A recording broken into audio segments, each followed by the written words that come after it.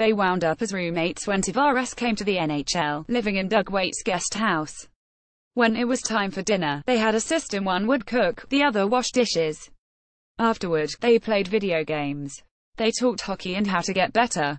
In 2012, Molson asked Tavares to be the godfather of his first child, a daughter, Mila. "I think you have maybe a handful of people in your life that you can call no matter what, and he's one of those people," Molson said this month. "If anything were to be wrong or if you needed something super important and you call them, he's the type of guy that would put down everything and help you out. He's always there to talk if you need to talk about stuff.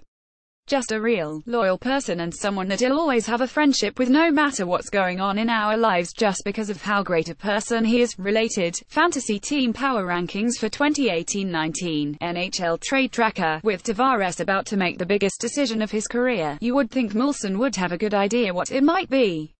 He says he doesn't. "To be honest, I asked him a couple of times about it, maybe last summer, and I don't think I've brought it up since," Molson said. "Johnny, knowing the way he makes decisions and the way he approaches life, he's going to look at all the pros and cons of everything and really take his time and make sure he's making the best decision for himself and his soon-to-be wife and their family. It's something that if he ever asks me, I'd always give him an honest answer. It's something I don't really pester him with. I just know he's going to take his time and make the correct decision. He's not going to rush into anything. I think he's handled it as well as he could with the media asking over a whole year. I wouldn't expect him to handle it any differently." Tavares was the number 1 pick in the 2009 NHL draft and has played his entire NHL career with the New York Islanders. With 621 points, 272 goals, 349 assists in 669 games, the 27-year-old is about to sign the most lucrative contract of his career, whether it's with New York or another team. If he declines to re-sign with the Islanders, Tavares on July 1 will become one of the most sought-after unrestricted free agents in NHL history. His play has helped others live more comfortably, including Molson, who had 330 goals on Tavares' left wing that ultimately led to a 5-year, $25 million contract with the Buffalo Sabres. Parentier played the majority of his first 7 professionals in the American Hockey League, then scored 120 points in twos on a line with Tavares, leading to a 4-year, $16 million contract with the Colorado Avalanche. "That changed my life completely," Parentier said of playing with Tavares. "I can retire in peace now just because of those 2 years. It's crazy that I was 27 and he was 19, and I learned from him. I learned how to be a pro. I didn't have it in me, really. Maybe that's why I spent so much time in the minors, but I learned from him, and he learned the social part. I think we were a good combo for those 2 years. I was keeping him loose a little bit, and he pushed me. Hockey's his life. He's very serious, he's very dedicated, like more than anybody I've played with, and I've played with a lot of guys, a lot of top-end prospects and elite players. He's by far the most dedicated I've played with." Islanders forward Matthew Barzal got to see firsthand how driven Tavares is. Barzal, who led New York and NHL rookies with 85 points, 22 goals, 63 assists in 82 games, marveled at the work ethic the captain brought to the rink daily. "He drives this organization and drives this team with how dedicated he is to hockey and being better every single day," Barzal said in April. "I think that was what I took the most, just his compete level in practice. I was waiting for a day where he didn't come and give it everything he had, and not one day he didn't come in wasn't the hardest worker. As a young guy seeing that gives me a reason to work hard every day." Steven Stamkos, a longtime friend of Tavares, faced a similar situation 2 off-seasons ago. Stamkos, the number 1 pick in the 2008 NHL draft in the face of the Tampa Bay Lightning, played out the final of his contract and talked with other teams before deciding to sign an 8-year, $68 million contract to remain in Tampa Bay, 2 days before he would have become an unrestricted free agent. Tavares completed his 3rd junior with Oshawa of the Ontario Hockey League when Stamkos was drafted by the Lightning. In his 2nd junior 2006-07, Tavares scored 72 goals in 67 games. He and line-mate Brett McLean combined for 234 points that in 237 in 2007-08. "He never openly would say, 'I need to go first overall,'" McLean said. But I think we all knew that he put a lot of pressure on himself, that he expected to go first overall, and I think that even when we played in the OL, he would never say it, but with Stamkos and that rivalry as well and wanting to kind of be the better of the two, I think Stamkos was the same, and that's why they're so great. They strive every day to be the best, even though he never would have openly said it out loud. There was a lot of pressure that John was putting on himself to be the #1 overall pick and to be that generational player. Video: where will John Tavares end up this offseason? The pressure has always been palpable for Tavares, the first player to receive exceptional status in the OL in 2005. On March 17, 2007, Tavares scored his 70th and 71st goals of the to break Wayne Gretzky's record for the most by a 16-year-old. Being around him every day, I think he handled it incredibly, McLean said. A lot of people wouldn't have been able to deal with the pressure that he was under, and he was always under the microscope. We would have a great weekend, and there's still people nitpicking his game. He's not a good enough skater, not good enough defensively. You're looking at a kid who had 72 goals as a 16-year-old and 134 points, one of the top guys in the league. A lot of what people wanted to talk about was his skating and the things he needed to work on to be an elite talent in the NHL. Definitely, he had a lot of pressure on him, but I think he carried himself really well. He always wanted to get better. He just had that inner ability to always work on things, which I think really helped my game as well. We'd go on the ice early. I'd practice and work on different things, whether it was on the power play together, different plays we could work on our shot. He always worked on his skating. I think he knew and could recognize he needed to get better at skating to make an impact in the NHL. It's something he really focused on. Scott Gordon was Tavares' first coach in the NHL with the Islanders before he was fired 17 games into the 2010-11.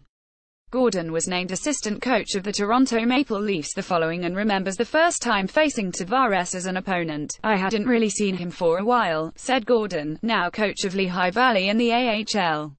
Our first game, he blew by one of our defensemen. I was like, wow. I never saw that coming. It was weird to think that he could ever get himself to be able to have the appearance that he was fast and beat an NHL veteran defenseman. You take your hat off to his ability to train and get better at something that wasn't one of his strengths. It's not always just about speed, sometimes it's deception, sometimes it's strength and power. When we had him, obviously, the skill was there. But he was an easy check as far as having the strength to play against men, which is understandable. Whatever it was, 3 years later, in watching in Toronto, he was like a different player. That's something you really have to give him credit for. Molson remembers how mature Tavares was as a rookie. Most teenagers, especially ones well off financially, probably would prefer not to cook for themselves. But Molson said Tavares was determined to take care of his body from the beginning. Johnny's a pretty serious guy, Molson said. Back then, he was even more serious. I don't think we let loose too often. My wife was kind of back and forth. She was working in the city New York and would stay some nights. We played a lot of video games, did a lot of cooking. We always had a good cooking routine where one person would cook every night, and we didn't have a dishwasher, so the other person would wash dishes. We watched a lot of shows, movies, video games. We talked a lot of hockey. We were a pretty focused twosome. He was a decent cook, even back then. Now, he's really good. He takes everything seriously. Nutrition is up there as one of the most serious things he does. He's very good now. Molson quickly noticed the burden Tavares was carrying as a 19-year-old, the determination and willingness to bring the Islanders back to prominence. Tavares had 24 goals and 30 assists in his rookie of 2009-10, but the Islanders went 3-4, 3-7, 1-1 and finished last in the Atlantic Division. Most nights, Molson recalled, Tavares accepted more blame than he probably deserved. Johnny puts that pressure on himself all the time, as all great players do, Molson said. I think right from that first year, he had a goal for himself, and that was to be the best in the world. I think he's definitely learned a lot off the ice since then about being able to kind of get away from it at some points, try and relax while still staying focused on hockey. But I think that first year, I think we talked to each other a lot like, don't worry, we've got another game. Especially on the same line all the time, it was, okay, we've got to be better. When you talk about Johnny as an elite player and an elite leader, I don't really remember an instance where he would tell me I played bad. It'd come off after the game and be like, "Sorry Johnny, I didn't have it. I stunk out there tonight." He'd be like, "No, I should have been better." It was always on him. I don't think he ever points the finger. If something doesn't go well or HES not winning, he takes it upon himself to turn it around. That's what you need in a great leader. HE's never pointing fingers. HE's always looking for ways for him to do more, to accomplish more. I think it's something HES carried with him through his lifetime. HE's got some of the best focus and drive and self-discipline and determination I've ever experienced with any athlete that I've known. Travis Harmonic was Tavares' teammate when New York got its first and only playoff series win since 1993, April 24, 2016, in Game 6 of the Eastern Conference first round against the Florida Panthers at Barclays Center. Tavares, who tied the game with 54 seconds left in the third period, sent the Islanders to the second round at 10:41 of double overtime when he got his rebound, drove the net and put a wraparound past Panthers goalie Roberto Luongo to give New York a 2-1 win.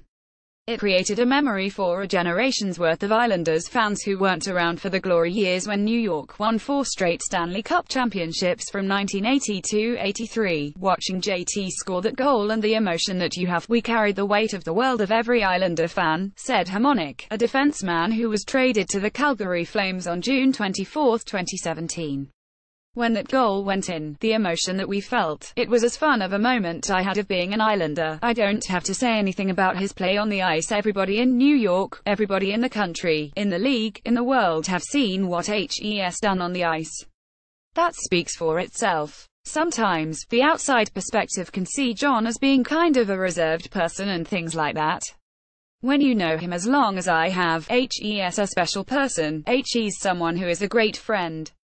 He cares a lot about people, about his teammates, about his friends. Not just about me, but our extended families.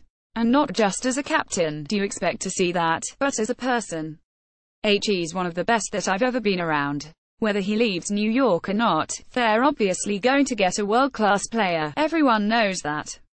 But I really think John as a person is better as a person than he is as a player, and I think that speaks volumes because of how good he is as a hockey player. HE's technically a couple of months younger than I am, but HE's someone that basically I've spent my whole career looking up to. How he conducts himself on and off the ice and the pressure that he felt and how he handled it on and off the ice and what kind of person he was. Any team that gets him is going to be so fortunate obviously for his on-ice capabilities, but what he can bring to a locker room, to an organization and truly to an entire community is something that you can't really replace. If you have a chance to get a player like that, that's generational in my opinion, in the modern era of NHL free agency, which began in 1995, a number 1 pick has never chosen to leave the team that drafted him to sign with another. Parentier said he isn't sure if Tavares will decide to stay in New York, but he hopes he does. New York hired Lou Lamoriello on May 22 after they missed the playoffs for a second straight, and he fired Garth Snow as GM and Waite as coach on June 5. They didn't have a great year as a team and they've made a lot of changes, Parentier said. I think he knew that was coming, but I don't know. I'm not surprised he hasn't signed yet by any means. There's a side of me that hopes HE's going to stay there. He looks good in that jersey. I think that's his team, you know.